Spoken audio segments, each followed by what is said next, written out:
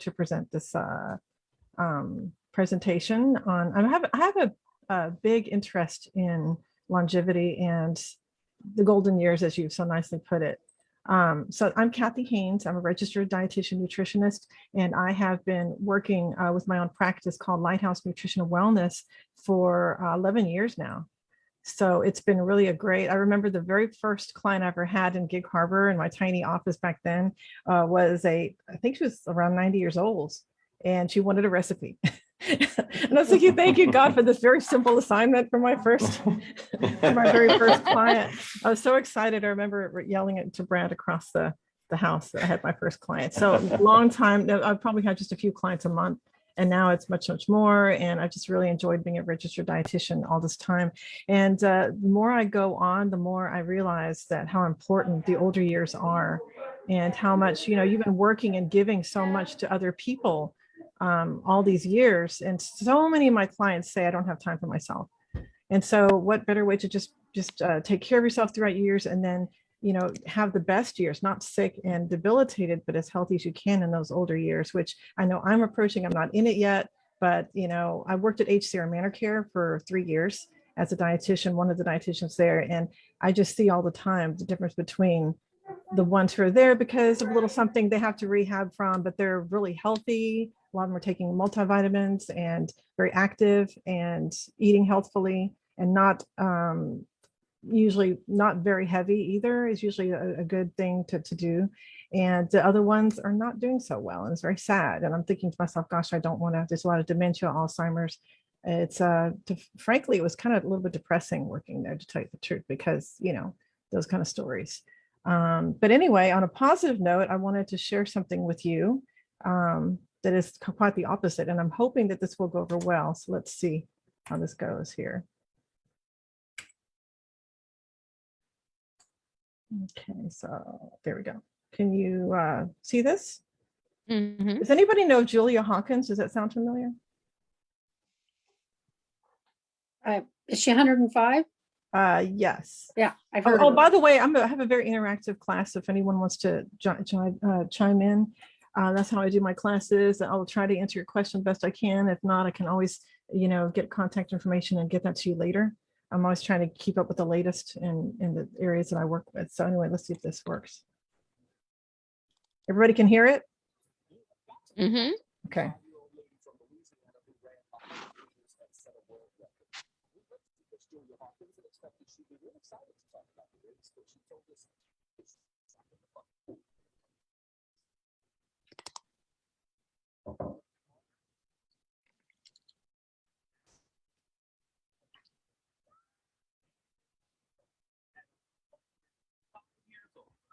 In a class all by herself, and with a fresh pink flower in her hair, Julia Hawkins was running for the record books at the Louisiana Senior Olympics.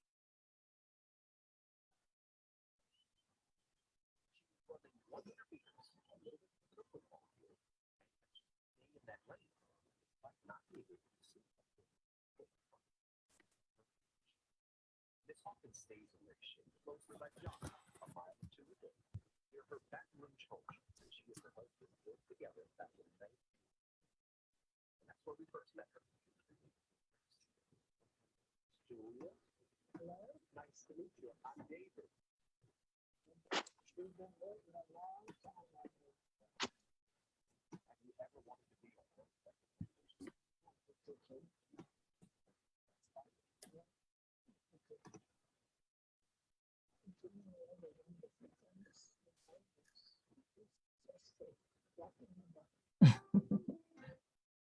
She grew up in the 1920s when a train ticket cost about a nickel.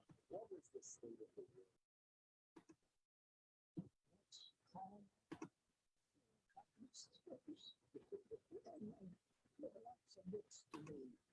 She became a teacher and fell in love with gardening. She shared that love for nature with a fellow student at LSU named Murray Hawkins Jr.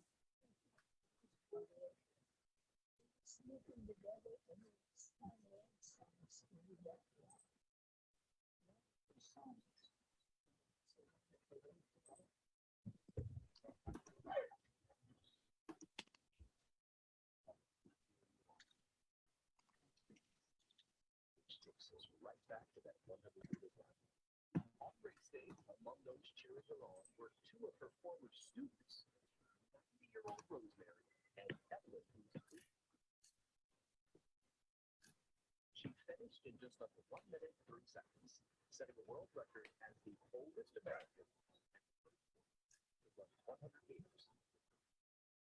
I'm so happy.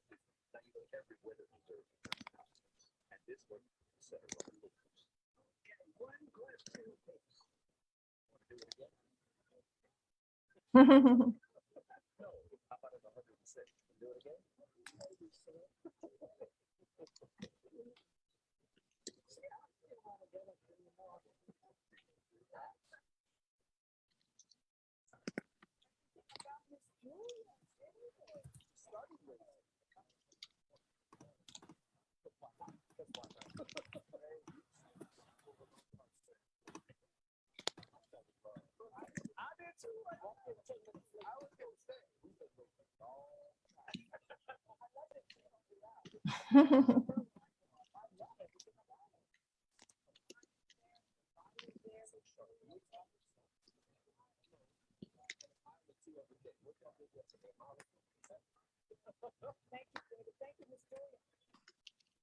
Okay.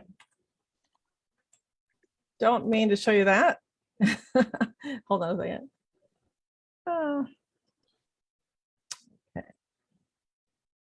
All right. Okay. So what did you observe about her? At first she was saying, can you hear me? Can everybody hear me? Yes, I can Okay, hear thank you. Yes, Thank you. Let me yes, know anytime if there's anything technical things. And again, if I crash, I'll be right back. Just everybody stay there and I'll be back. It takes about 2 minutes, but hopefully this won't happen. Little computer thing we have going on over here. But so anyway, I noticed that she, had that love of her life and then he passed away. And so she was saying, well, I don't really, she said something kind of negative. I can't remember what it was now, but it was kind of sad. But then at the same time, she was saying, no, I want to do this again. And so that's one thing when I do polls of my classes and I ask them how many people would like to live to be 100.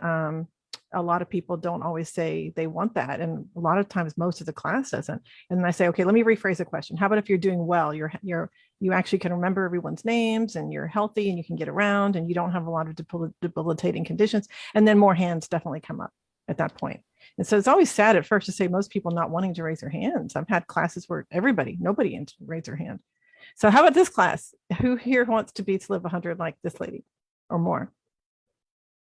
Okay, I got 1, 2, 3. Okay, a few other people. One thing I've heard is that some people have said, well, all my loved ones would be gone. So, it's a very personal decision, obviously. But a lot of people do change that when they, I'm not trying to get rid of that. How to get rid of, how to just live to be healthy and older. If you're in a good condition, and why not? Usually that will change that answer for a lot of people. Okay. Let me do something here. Good now. Lost my slideshow view. There we go. Okay, we're back.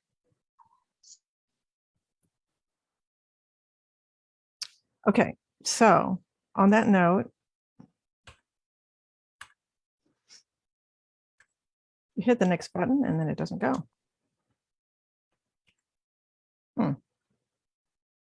Does anyone know how to advance a slide? Um, I guess Usually a mouse click or the cursor key. Okay, the cursor key is not bottom working. left. Okay, to hit the bottom left there. Bottom left. Further off to the. Oh, yes, that one. Okay, usually I use my Okay. keyboard and it works. But thank you so much. Thank Yes, God for we the talked to technical this savvy slide. people in this. this group. Okay, so the class objectives are just to go over some general Academy of Nutrition and Dietetic guidelines what are some nutritional pointers to the older age. And also I have a very particular interest in dementia and Alzheimer's prevention. I've seen that happen in family members and other people at nursing care facilities. And it's just a really sad thing to see. And, no one wants that in themselves or their loved ones. So that's a very great interest in mine, especially if nutrition is involved in that or lifestyle or anything you can possibly prevent. It's really a great thing. Who here has heard of the blue zones?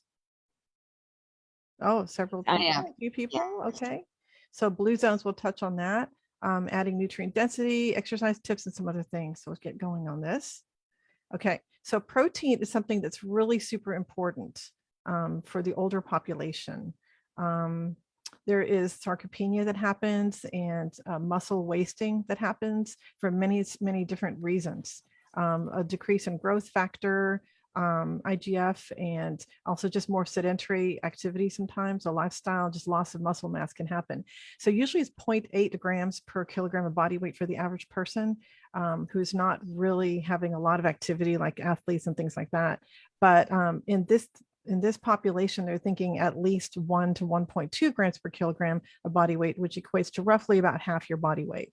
So let's say that you're, 140 pounds, that'd be about 70 grams of protein. That's just a rough, quick and dirty figure. So adding more protein to the diet can definitely help that. And unfortunately, a lot of people who are older, they lose their appetite and they don't feel like eating, or they're just eating their little, muffins or whatever it is that they're eating just to kind of get by, and they're not focusing on protein. I see that a lot with my clients. And I have to say, how can I get this protein up? Now, on the other hand, I have clients who are just eating tons of protein, or they go to their gym and the personal trainer who's not a nutritionist tells them to have 300 grams of protein a day, and they're killing their kidneys. So that is not good either. So you definitely have to kind of stay somewhere around that halfway mark of the weight for protein. And that can really, really help. For some, it might have to be smoothies or shakes, or but just sometimes just right here in the picture, you see some plant-based proteins, which are good, which are known to be less stressful on the kidneys. When you start having a lot of red meat or meat in general, that increases the load on the kidneys, which is not what we want either. Another sideline thing that is not on this presentation is that when you get your general, speaking of kidneys, when you get your general comprehensive metabolic panel, your blood work done, people always overlook the GFR. So make note, the GFR is the glomerular filtration rate, which is kidney function. And so with that, if it should be well over 60. If it's continually hovering around 60 or less, you could be on the brink of kidney disease. And I can't tell you how many times I had to go tell clients, people in residence at the facilities, you practically you could be having kidney disease. And they'll say, I didn't know that. My doctor didn't tell me that. Well, I'm telling you. So just if it can continually, repeatedly is under 60, you basically have CKD. So it's something to kind of keep an eye out for. Calcium is very important, and vitamin D both. We probably all know that, especially living here in the Northwest. Calcium is very important, usually around, for this age group, probably around 1,200 milligrams a day. And this is often very much overlooked. Even some of the best of my clients, they're not getting enough calcium in their diets, especially since there's a lot of lactose intolerance and people not tolerating dairy or wanting to have dairy for any reason.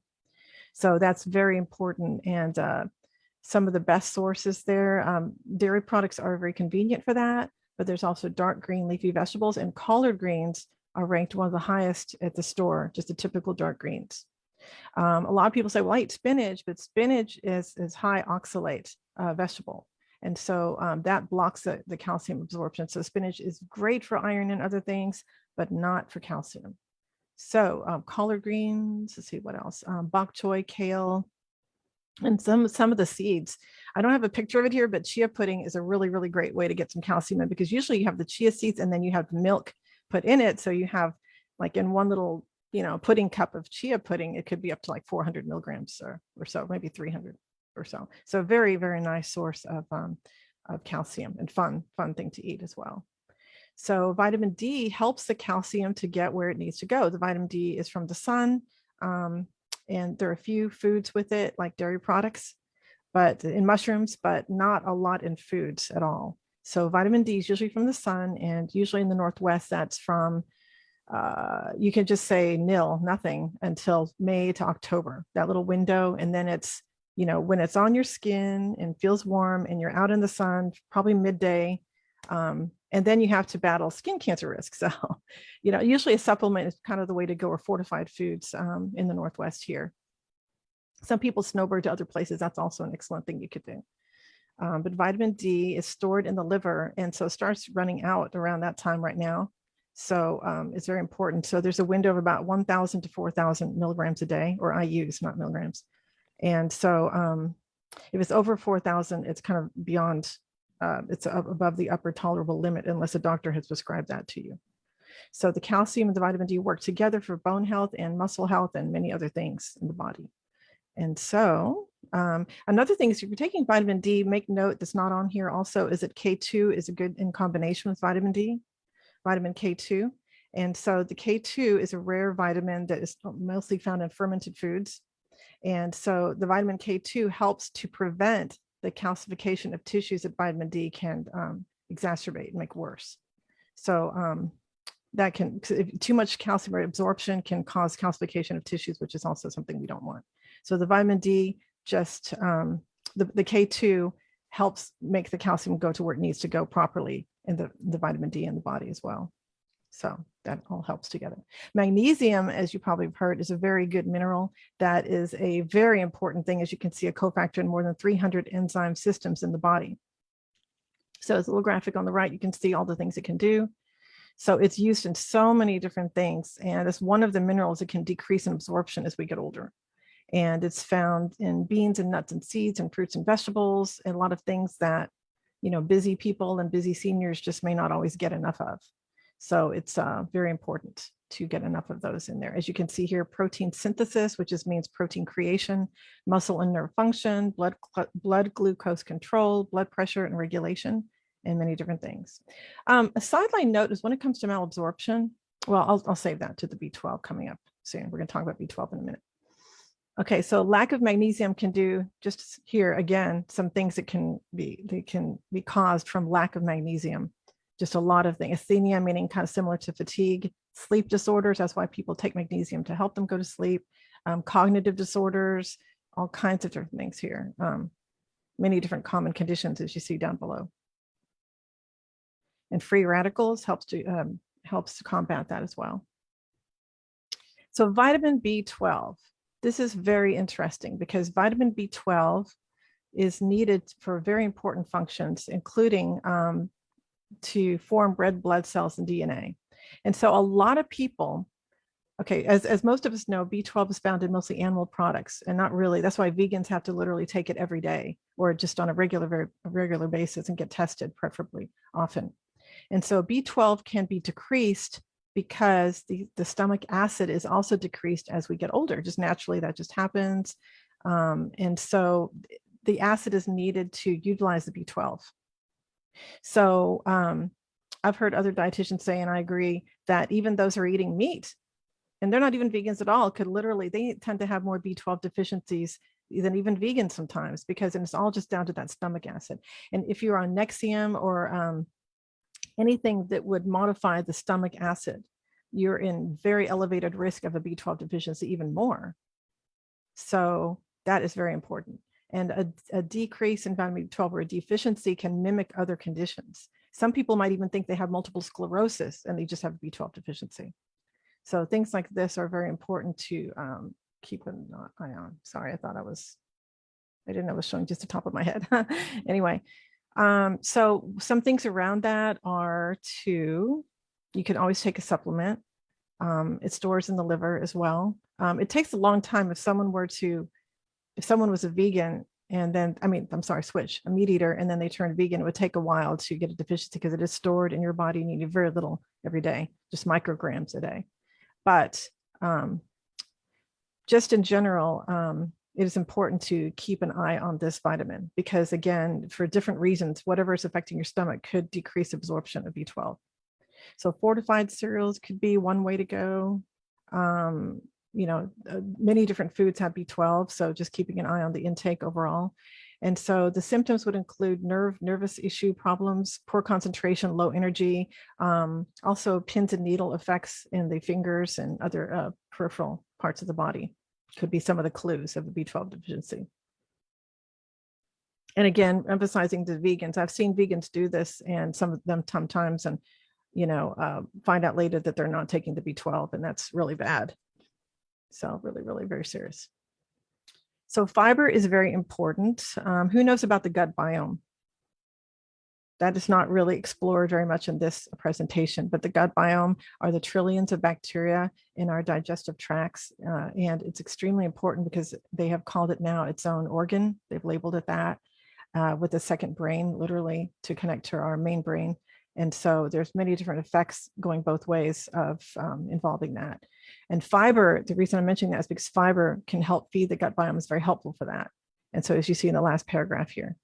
And so we just used to think of fiber as just helping us go to the bathroom better, and that was it. And then now we're finding out it can do so many other things as well.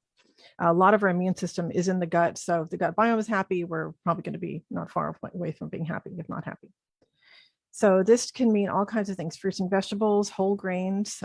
Just a couple of brands are like, for example, the ever popular Dave's Killer Bread, but Ezekiel has been around forever. That's another one. And just anyone that says whole grain. So just because it says wheat does not mean it's whole grain. It has to say, have the word whole. And then on top of that, you really should read the label, because a lot of times what they're doing in marketing is saying wheat, but then later on, oh yeah, and also whole wheat. And so it's just more of a blend instead of real whole grains. So it's important to look at the number of fiber grams. So it should be, preferably, if it's a really good bread, it'll be like 5 grams per slice, 4 to 5, maybe at least 3, and things like that. Other fibrous foods are beans, nuts, seeds, pretty much a lot of things from the plant kingdom, would have some fiber. So that's important, very important. So potassium is good for heart function and many other things. It definitely can help with hypertension, which is high blood pressure. Fruit, vegetables, beans, low fat, fat-free dairy products can be included. Bananas, avocados, potatoes with skin are some other ones. Let's see what else here. Healthy fats. Those are also some other good things recommended by the Academy for those who are trying to watch their health over the whole lifespan, really, and also in older age as well. Avocado, good monounsaturated, polyunsaturated, nuts, seeds, avocados, vegetable oils, and fish. So if there are any vegans listening, when it comes to omega-3s, something helpful to know is that the fish get their omegas from seaweed. So there are seaweed and algae oil supplements that you can have. So that's a good thing to know. So omega-3s have been implicated in helping so many different conditions. There's a lot of going back and forth on the studies of that. Like if it helps your heart, you might have seen in the news, or if it doesn't, or it does, it goes back and forth, just like eggs do a lot, and so many other foods. When it comes to omega-3s, like with a lot of other factors, I think it really relies a lot on genetics. And that's a new area in nutrition science. And a lot of dietitians are being encouraged to, study that. And I have a couple of books on it, not an expert on nutrigenetics, but it's definitely a growing field. We do have nutrigenomics in my practice, and I really do like them. They're based in University of Toronto and have a US office now. And so it's a very educated base of, people who create that test. And so they kind of tell you like what you have to look for. And one of them is omega-3s. And my own personal test, it showed that I need more omega-3s than the average person. So I might want to up the supplement to higher doses or just eat more of those foods.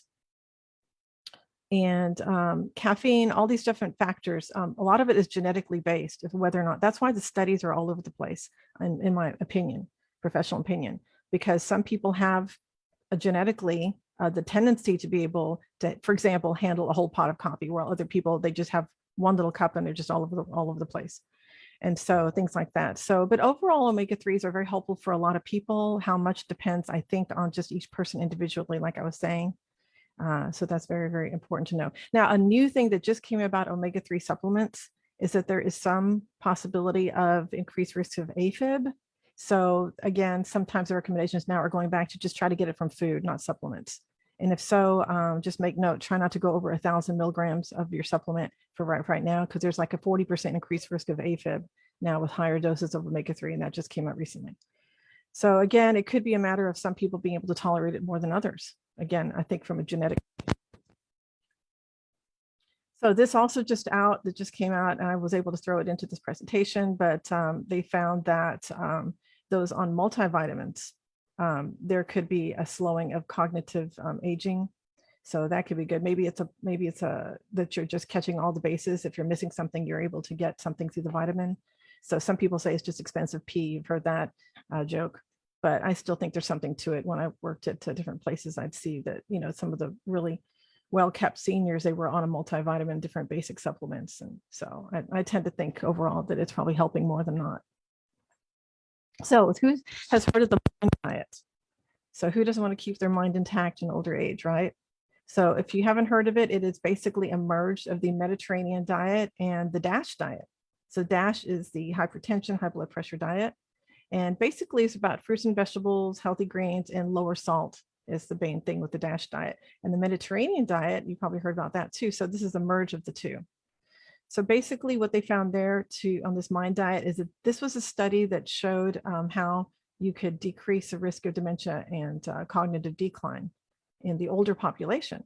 And so that included reduced meat or meat-free diet, plant-based mostly, or not necessarily, but at least keeping an eye on the amount of meat. Vegetables were every day with an emphasis of dark green leafy vegetables. They have the highest nutrient density practically of almost any food, including seaweed, because there's just hardly any calories. There's so few calories, and yet tons of nutrition and so few calories. So it's just scored very highly. Speaking of comparing foods to foods, there's some things called Fujicate, and there's some platforms now. I think one is called Compass. I think Fujicate's one of them. You put in any food, it'll literally give you a grade of the nutrient quality and density. So make note of that. I didn't put that in here, but it's interesting side note. Beans were on the mind diet. The more beans the seniors had, the less the cognitive decline. Some populations of the world that eat a lot of beans practically every day. There's very little limit to that. There was some word going around the streets saying that there are a lot of anti-nutrients and phytates and things in beans, and that is true. But if you cook them, like lignans and other things, lectins, that's the word I'm looking for, lectins. And so the thing is that when you cook them, that really decreases that. So it's much less to worry about that. And I think there's a lot of scare around beans. I am seeing a very, very disturbing increase in clients coming to me saying, I can't eat beans or potatoes because of the keto diet or whatever kind of diet, and I have to watch my carbs and eradicate my carbs. And that is so sad because beans are a superfood practically, in my opinion. And so can I get on a soapbox for a minute about that? I'm sorry, but basically when it comes to all these extremely low carb diets and all these kind of things, what is happening is that we live in a society now and a food culture where a lot of the carbs are just refined. They're refined carbs. You go to any restaurant, what Italian restaurant serves you whole wheat spaghetti? Like nobody does that. Nobody does that. I mean, the sandwiches, not very many times are whole grains. So there's just very little, I dare say even the school cafeterias, I'm not sure on that one, but there's just not a lot of complex carbs being served everywhere you go. Even the stores, if you want burritos or something or anything you want, they're all in the white flour tortillas. Everything's white flour, white flour, white flour. So of course, there's a lot of weight gain. People associate that with their carbs they're eating. So they eradicate all the carbs. Let's just get rid of all the carbs, the baby with the bathwater.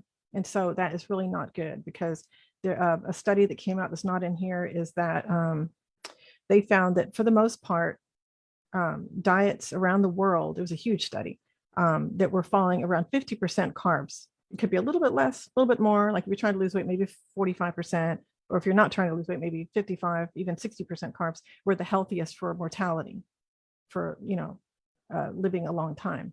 And so either extreme was not really good of that, the carbs. And beans have carbs. So they have a lot of carbs, a lot of times being eradicated now because of this tendency towards extreme low carbism. for lack of a better term. So berries, also in a 20-year study, those who ate the most berries out of those many 16,000 adults had reduced rates of cognitive decline attributed to the flavonoids or antioxidants. There are many elements in these fruits and vegetables, and they're still identifying all of them. We don't know everything about what's so beneficial about them all the time. And so that's why just only rely on supplements or, you know, man-made interventions like that's not a good idea unless you just have to, like on a tube feed or something, for example. And by the way, even their tube feeds, they have some companies now that have a lot of whole food tube feedings where you just blend it up and pour it in and things like that. So, but anyway, berries are just one of the many things that can be good on the MIND diet. So the MIND diet also consists of continuing nuts. They ate them very often. That's another thing I'm hearing from people saying that I can't eat nuts because of all the fat. They're a very healthy fat. They are literally sent from heaven as just like little potent superfoods or super snacks or whatever. Just very, very good.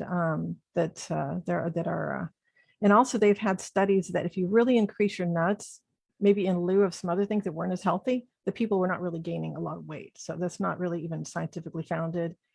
Usually you can give up something here or there that you probably don't need to be having, like for example, potato chips, and increase in nuts and things like that. And it's a very easy swap.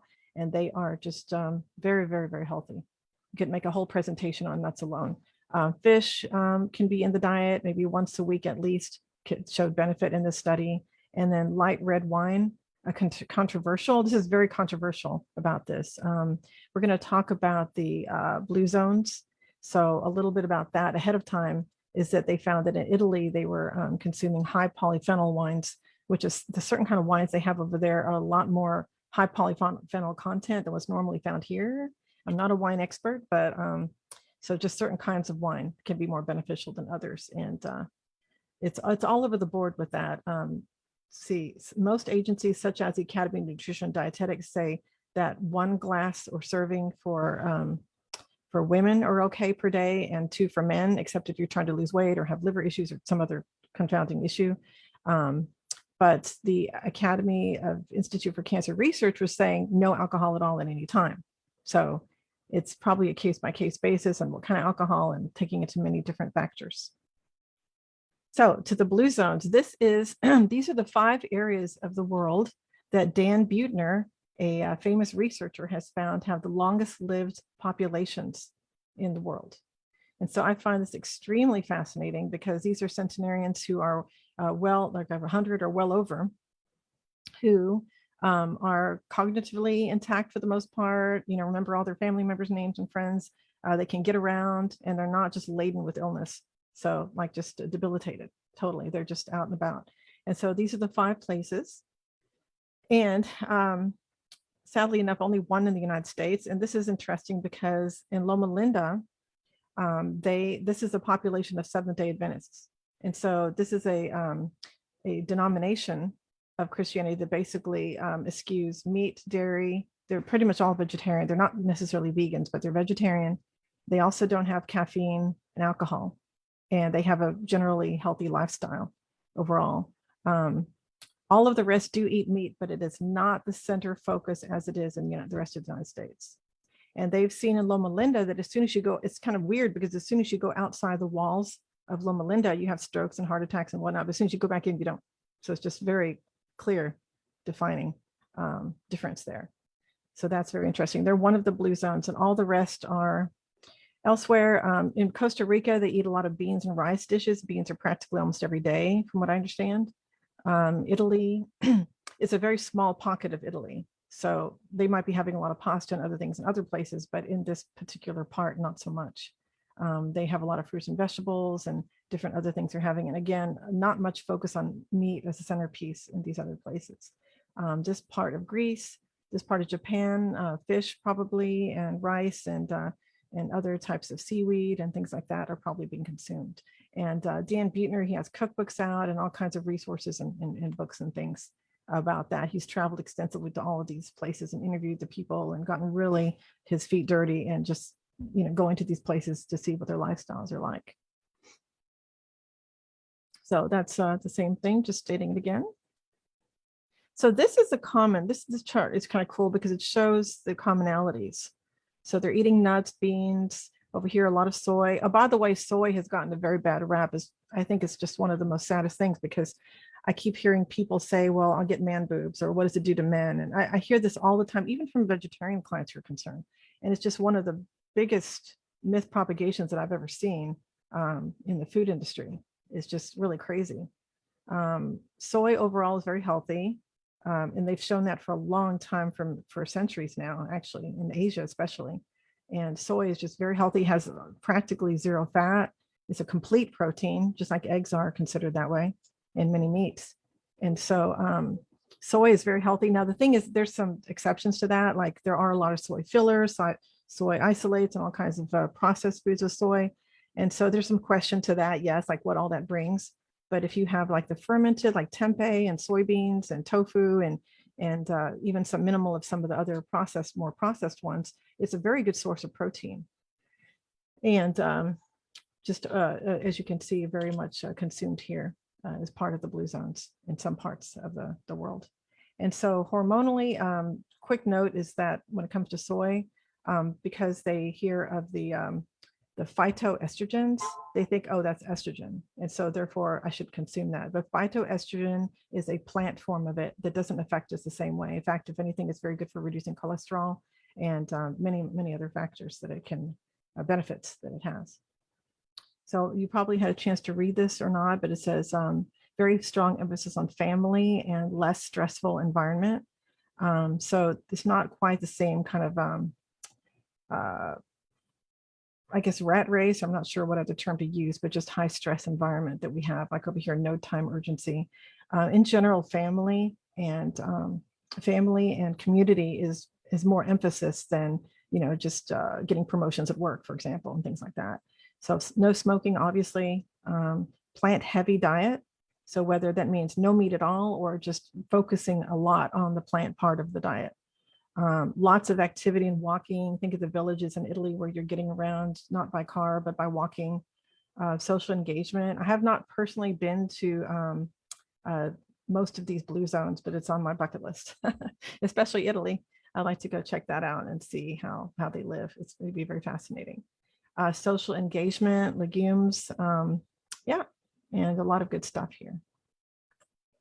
So a nice pretty picture showing what maybe a little bit of a Mediterranean kitchen may look like. Okay, so a few other things here. One thing is that some people who don't like vegetables a lot or getting burned down on vegetables, it's interesting to note that a lot of the herbs can be seen as vegetables. So I've seen some meals that have like an emphasis. I know one spaghetti dish that has tons of walnuts in it and literally like almost half a box, this box big, of basil in it. So you can use herbs as vegetables also. Tabbouleh has just a ton of parsley in it, like probably 2 huge handfuls in the food processor. So there are many herbs that can also be used sort of as a vegetable in a way in different dishes. Like on avocado toast, I like to put like shredded arugula or like spinach, just shredded up so it's really light and not too heavy. There's all kinds of ways to use different things of that nature, vegetables and herbs. So spices have a lot of nutrition, just like black pepper has magnesium in it. Who would have known, huh? And turmeric is a very high anti-inflammatory with the curcumin that has cumin, cinnamon. They've mentioned it could be good for blood sugar control. The garlic is just like literally, oh gosh, medicine sent from heaven practically. The chilies with their properties and just many other things that there are. So spices can be very helpful as well. Ginger, just so many others. So seeds are coming around as being very, very popular. Chia seeds, sesame seeds, flax seeds, flax meal. These are all things that can really help a lot of people, and the calcium that it has as well. Calcium, protein, iron. A lot of vegans get their iron from things like this, nuts and seeds as well. Seaweed, I'd like to see seaweed coming around more. It is a very sustainable and very extremely healthy. I mean, it puts kale to shame, basically, seaweed. It's extremely healthy. People are using nori sheets now more for different things, like making nori burritos and shredding it on top of other dishes. And it can really help in many different ways here. This is important, these last 2 pages here, because a lot of times in older age, the appetite can go down a little bit. And so have you ever looked at the bottle of nutritional yeast? It's just crazy, the amount of nutrition in the nutritional yeast. There's even protein in there as well. Kelp powder. Now, the thing is with the seaweed ones, be a little bit cautious with that. Don't go too heavy on that because that could be quite a lot of iodine and some other factors that might be something to kind of keep an eye on. So I wouldn't go crazy with those, but it's very helpful in little bits here and there in your diet. So this is something interesting I wanted to share. As we get older, most of us can't keep away from some medications. And so this is from SpectraCell. We have micronutrient testing also through my practice, Lighthouse Nutrition Wellness. And they have this chart here that shows that certain medications that you end up having to take could block the nutrients of some of the foods and that you're consuming. So like I said earlier, the antacids there, B12, because B12 is processed in the stomach with the intrinsic factor and folic acid. So you can be deficient in these things. So basically, these are things you can be deficient in when you take these things. And so this is just part of the list that I felt was very relevant. This sheet actually goes on another couple of pages, well, about a page and a half. So yeah, CoQ10, we're going to talk about that in a minute a little bit. So that can be also decreased. Any of the B vitamins are for energy as well. They help process, they help the food turn into energy. So when you don't have a lot of energy, that's one thing to look at. Could it be B12? Again, very prevalent to be deficient in older age. Can't emphasize that enough. So CoQ10 is a factor that is found in most of the cells that helps to promote energy. So you can take a supplement, but the findings are still not conclusive of how much it helps. So if you take it and it works really great for you and your doctor thinks it's okay and your dietitian, then go for it. But it's just still not quite sure on that. It hasn't been seen to hurt. There hasn't been a lot of things to date showing that it's bad for you if you take too much of it or you're taking it, don't need it or whatever. So it's something that could be considered for sure. CoQ10 for energy, especially if you're taking some of these medications, it shows it depletes CoQ10. So we're going to talk about fitness now, and hopefully the nutrition part was helpful enough for y'all. And I'm always here for more questions if you have any, especially even calling me afterwards or sending me an email. I'd love to help any one of you. So exercise is very, very important. As the old saying goes, if you don't use it, you lose it. So that is very, very important to remember. It's important to do what you like to do as well, not forcing yourself to go to a gym if you don't like doing that. It's very important. So it can be something that you can keep doing. Because remember, the best thing of any habit or any good lifestyle measure is the one that you keep doing. So not one that you think you try for a while, but you hate it. So that's not going to work long term. So when it comes to those who are trying to lose weight, that is a mixed bag. It can increase the risk of metabolic syndrome, obesity can, but some added weight can decrease the risk of fracture and decrease mortality in some people as well. So a little bit of extra weight may not be a bad idea. It depends on different things. So you get the sarcopenia, the muscle mass loss as you get older. But extra weight also can contribute things like high blood sugar, hypertension, even a little bit of extra weight can do that. Increased risk of disease of all kinds. Many conditions can be increased with obesity and overweight. So that's one of the reasons that I specialize in weight management and in all age groups. So that again is just to restate that it kind of depends. There's a little bit of extra weight can help people. Let's say you have no other conditions, you feel great, you can get around, joints don't hurt, and a little extra weight may not hurt you actually in older age and could actually be advantageous. But again, on most other people, it's good to try to get to a healthy body weight range.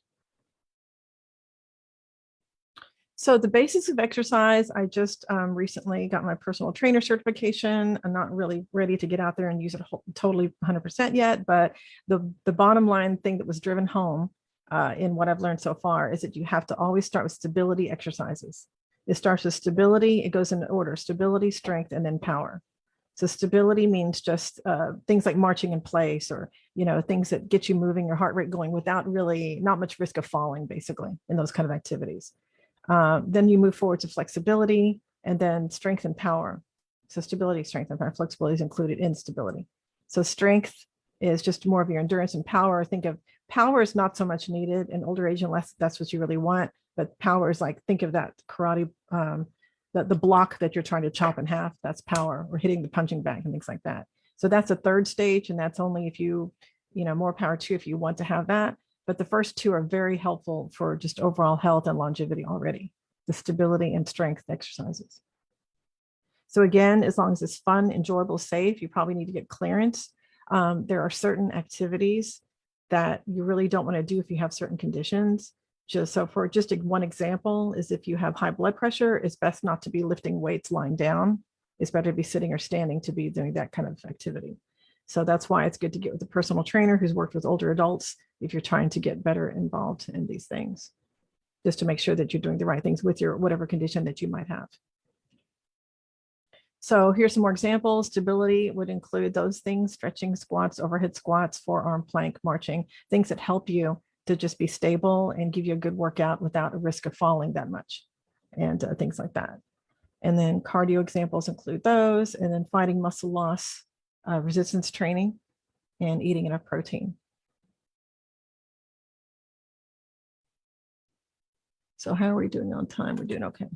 Okay, so here again, if anybody would like to, this is a good thing to screenshot if you would like. One of a few slides that you might want to do that, but this is directly out of my latest edition of the book I was learning from, and for the National Academy of Sports Medicine. So this is good for seniors, some good exercise guidelines. But again, it's still good to just kind of probably work with the personal trainer and don't just only run with this, because if you have certain conditions, there might be little tweaks that you have to do to your workout for certain conditions, like for example, high blood pressure, and to get screened and make sure that you're ready for exercise routine as well. There's a PAR-Q form and other forms that can be good to screen you for, to make sure you're ready for exercise, which is extremely beneficial in older age. And you can start later, even if you were never very active, you can still do that in older age. It doesn't mean that you just can't do it now. You just have to start slow and smart. So these are some of the benefits of resistance training. I mean, it's I'm sure the list is even longer than this of some of the things that would help. It probably helps just about everything, really. So those are just some of the general things that it can help to prevent arthritis, or to help it at least. Osteoporosis, heart disease, obesity, obviously, back pain, certain types, psychologically, and sleep can help with all of those things. So back to Miss Julia Hawkins. What was her lifestyle like? I dug that up and found this. Remember the lady that was running at the beginning? No red meat, she says. No fried food, lots of fruits and vegetables, crabs and popcorn. I guess she eats crab. I guess that's what that meant. And she doesn't smoke, and no drinking at all. So that was what I could find on her, because I wanted to see if I could find that for you guys. So in conclusion, there's a few quotes I'd like to share. It's health, I think, is what most of us want, and all of us probably. And some of them are: if you don't care for your body, where will you live? And take care of your body and we'll take care of you. We just went to the LeMay Car Museum for my 15-year-old son's birthday, just turned 15, and he was looking at all the cars. It was just amazing to see. And I couldn't stop thinking with these beautiful cars that were from the 1920s or even earlier, and how well preserved they were. And they looked better than any modern car today that's not being taken care of. So that was something to think about. Take care of your body, it will take you places, and take care of your engine. And this is also probably one of my favorite ones.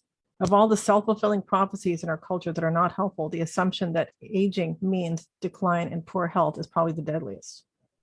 So that doesn't mean anything. We can change things around and keep going. And that's what I hope to do. And I hope you guys do too. You ladies, that I can see mostly ladies here. So anyway, I really appreciate your participation, and I can't hear anyone, but I know you're there. I can see some of you. Well, But thank you so much. And here's my contact information. Oh, great. Yes. Okay. Oh, hello. There are a Yes. couple of questions in the chat if you want to. Oh, there are. Okay. Yeah. Let's see if I can how to get there. I don't know how to do that without getting rid of the screen share. Let's see here. Okay, I see it now. Oh, yes, beans do have a lot of fiber. It's one of the best sources of fiber. That's for me. There is a ratio of calcium magnesium. I don't have that on top of my head. That's a very good question, and I can get that to you shortly. Does anyone else have any other questions? I did have one. I recently, a friend of mine with her husband had a low salt diet. And Low salt, you said? No, well, for his heart, he had to have a low salt diet. So we were trying to find soups that had low salt and that could be prepared from powder. And I was wondering if you know of any particular brands. I actually called somebody at Marlene. She was incredibly helpful. She actually went over and picked some from the shelf and then saved them for my friend to come in and get, and I hope she did come in and get those. But I'm wondering if you know of any good soup mixes that do not have a lot of salt. Yes. And are high The first nutrition. one that came to mind was McDougall's. And so I'm looking it up now and it's verifying me to be true. That to be true. The McDougall, Dr. McDougall. So Okay. he definitely has lower sodium soups products out there. They're more, I'm not sure. Are you looking for like a base or the actual soup itself is already made?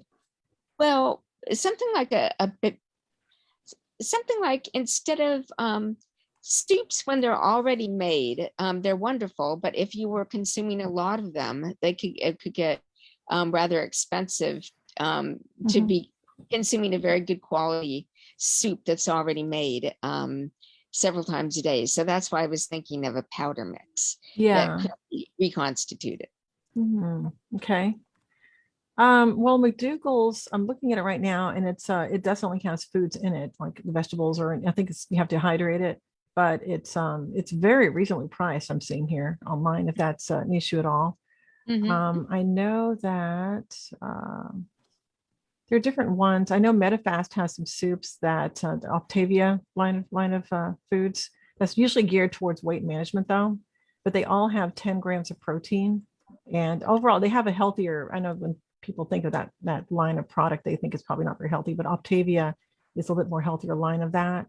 I think that Unjury is more of a clinical brand, but they focus on protein. And they have do you eat meat at all, or does a person have meat? Like chicken, like a chicken soup? Either way, yeah, either way. Okay.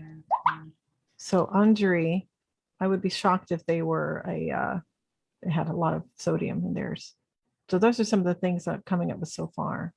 Okay. Usually you can look it up online, but the thing is, when you look it up online, it's important to look at all the ingredients and see what all is in it at the same time. So just looking up like low sodium soups, you could find all kinds of things, but then usually I go a step further and kind of analyze the ingredients to see what exactly is in there. So, Okay. yeah. But that's good. Good that someone's watching the sodium there, and one of the many things that are good to do.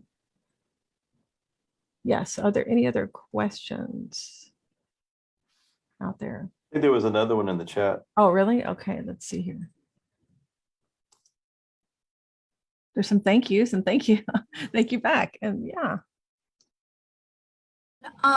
For those of you that are just Oh, joining I'm us, seeing some more now. Okay, I thought that was. Okay, go ahead. for those of you that are just joining us, we have our wonderful presenter that just did a fabulous presentation, Thank Miss you. Cathy Hains. Thank you, Yes. Elizabeth. I appreciate it.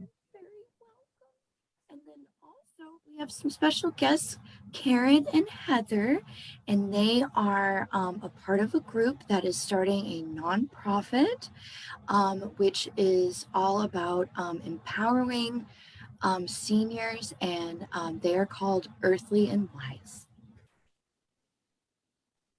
Would you like us to say a little bit more, just about, a minute more about that at all? Or Yes, please feel free. Heather, go for it. Yeah. Yeah, I'm Heather and this is Karen, and we're really grateful for Cathy and Marlene's for arranging this class. And we're also enthusiastic customers of Marlene's, and we were thrilled that you allowed us to support the concept of Earthy and Wise, which is empowering our wise generations when we first told them about it. So our group, Earthy and Wise, it grew out of our friendship, and we have extensive experience taking care of our elder family members. And I'm helping my dad, who, by the way, seeing the slide, my dad's 103. And Amazing. and I'm helping him age in place. And then Karen, she will explain what she's doing. My dad's hasn't quite crossed the centenarian mark yet, but hopefully he will in about 10 years. Anyway, I'm assisting him from a distance, and we're taking the first steps for Earthy and Wise to be a nonprofit, again, focused on empowering the wise generations in the areas of health and medical, society, and culture. We'd love to be able to contact you for our next event or our newsletter. Our emails and my phone number are in the chat. And I will quickly read them to you just in case for any reason that chat is difficult for you to access. Heather's is ecodesign2003@yahoo.com. And Karen's is earthywise@protonmail.com. Karen's phone 206-359-1556. But I do live in the South. We both live in the South Sound. And again, we're ever so grateful to Cathy, to Marlene, especially Elizabeth and Joe, and our audience. Thank you so much. Thank you. Thank you. Thank you, everyone. And I was just looking at Facebook Live, and one of our attendees said that he would think 75, living to 75 would be sufficient. Oh, living to 75 years old. Yeah. It's a very personal decision for sure. Yes. I just, I just want to see more of the world, I guess. And I think some people do. Yeah. Me too. I want to go for it. Yes. Yes. Well, And I will say that Heather's father at 103 is an absolute delight. So Wow. in fact, I was just reading a book yesterday, and in fact, your second to the last slide, the last slide was so important in terms of the concept of Earthy and Wise, as well as your presentation, as well as Marlene's, that aging does not necessarily mean decline. And in fact, the author of this book listed Frank Gehry in several of the major architectural cultural achievements of our society have been performed by people from age 70 to 94. Oh, So wow, nice. yeah, it's just so important to just keep anticipating that people will be productive well into their 80s, 90s, and beyond, 70s, 80s, 90s, and beyond. And if you anticipate it and expect it, I think it's important that that just as we pour resources into other areas of our society, if we pour resources into our wiser generations and wise generations, ensuring that they are as productive as long as possible in the nutritional sense and in every sense, that will reap benefits. Yes, I agree. I agree.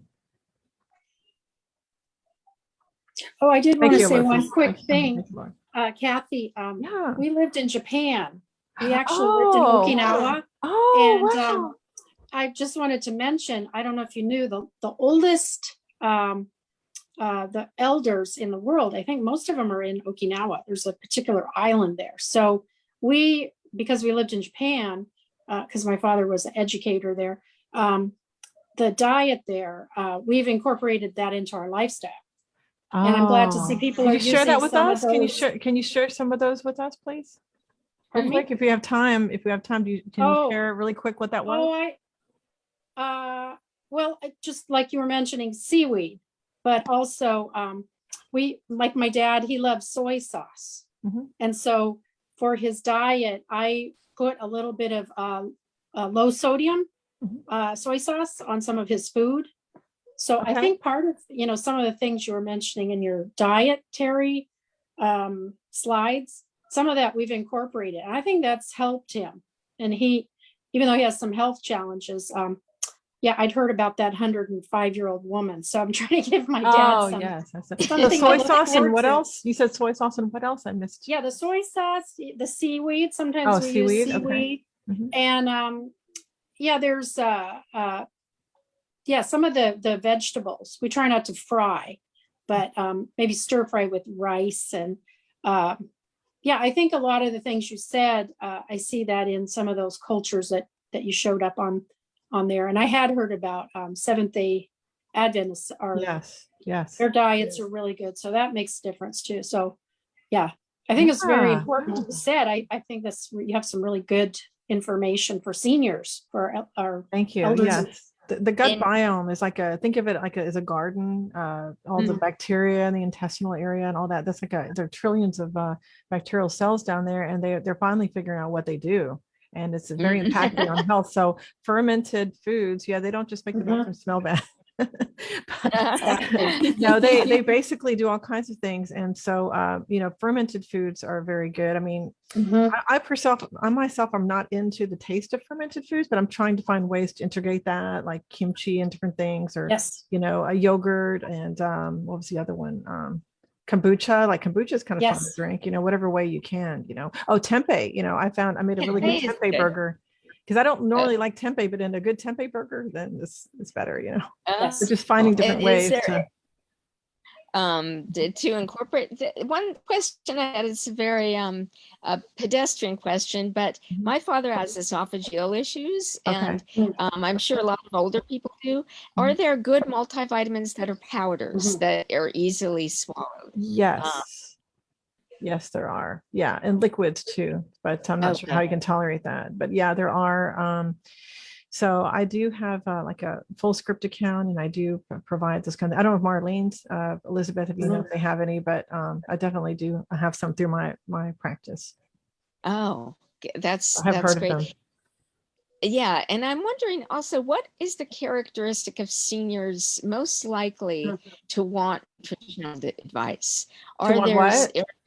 The nutritional advice that you have to offer, or what kind of seniors are most interested in it, or what does it take to get some seniors interested in it who may not have grown up learning about nutrition? Well, the ones who are, I tend to see the ones who are pretty educated seem to be definitely, more interested. The ones who are just like I had one client, and he was at 65, and his diet wasn't very good, but he'd read a lot, but he was running like 12 miles a day, and not a day, I'm sorry, a week, a week. And so, yeah, that does add up, 12 miles. Yeah.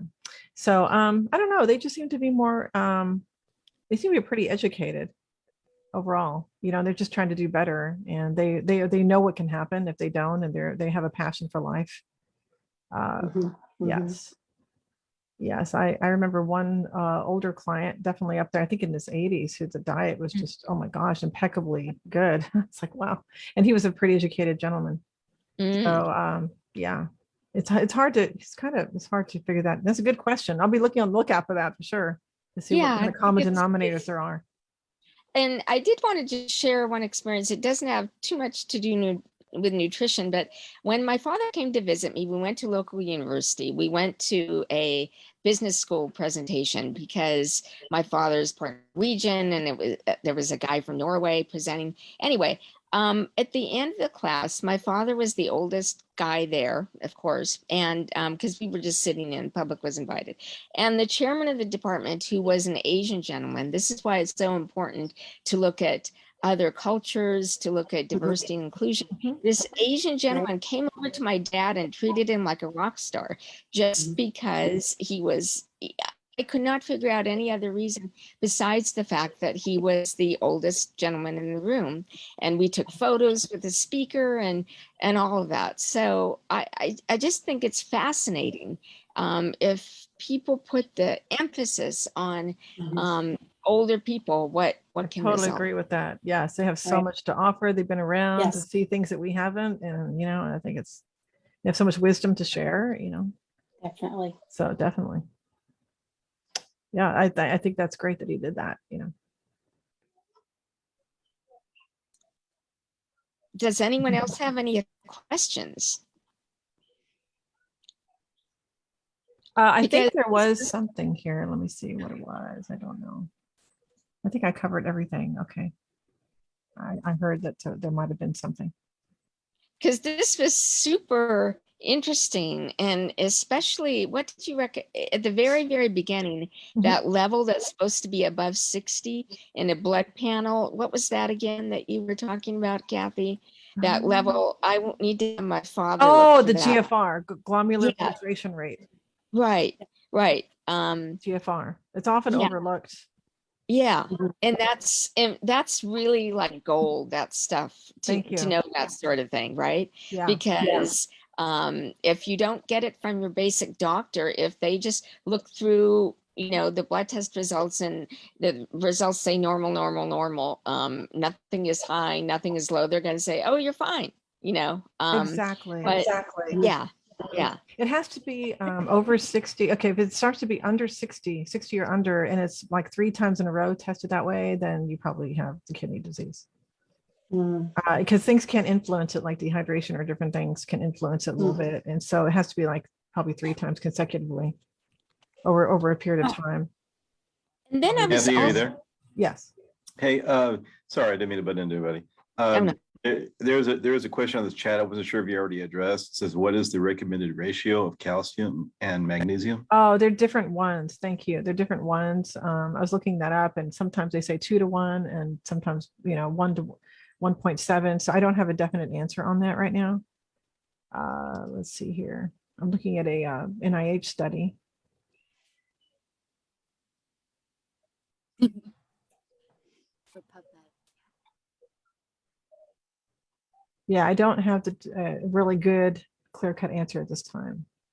But if that person could email me, then I'll definitely get them a really good answer soon.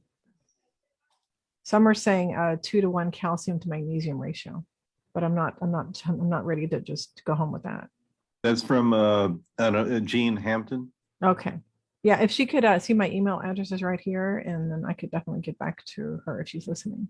Just shoot me an email and I'll get back to you with that. Wonderful. I had It's a good question though. Karen and Heather's and also Kathy's contact information here in the chat box and on Facebook Live for those of you watching with us. And we thank you for participating and being here. And wish you all the best health and happiness and happy holidays. Thank you, Elizabeth. Thank you, everybody. Thank you. Have a Thank good day. you. Thank you, everybody. Thank you. Okay, Thank you bye. again. Okay. And Kathy, yeah.